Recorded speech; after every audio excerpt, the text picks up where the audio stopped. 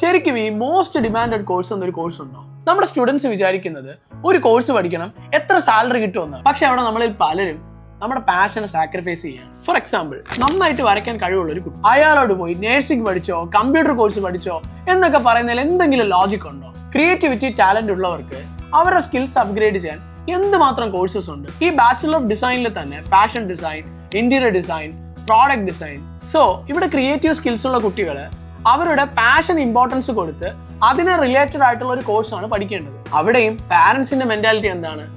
ഈ കോഴ്സൊക്കെ പഠിച്ചാൽ ജോലി കിട്ടുമോ, നല്ല സാലറി കിട്ടുമോ, ഇതൊക്കെയാണ്. ഇതൊക്കെ ശരിക്കും ആർക്കും അറിഞ്ഞൂടാത്തോണ്ടാണ് കേട്ടോ. പിങ്ക് സ്റ്റുഡിയോ, കോഡിയൻ, ബൈറ്റ്സ് ഇതൊക്കെ തന്നെ ഇന്ത്യയിലെ ടോപ്പ് ഡിസൈനിങ് കമ്പനീസ് ആണ്. മാത്രമല്ല ഇന്ത്യയിലെ ഈ ഒരു ഇൻഡസ്ട്രിയിൽ റിപ്പോർട്ടഡ് ആയിട്ടുള്ള highest salary package 34 lakhs per annum ആണ്. അതായത് average 2.8 lakhs per month. So എനിക്ക് പറയാനുള്ളത് പേരൻസിന്റെ അടുത്താണ്. സ്റ്റുഡൻസിന്റെ സ്കിൽസും ടാലന്റും ഏത് മേഖലയാണെന്ന് നോക്കി വേണം കരിയർ ചൂസ് ചെയ്യാൻ.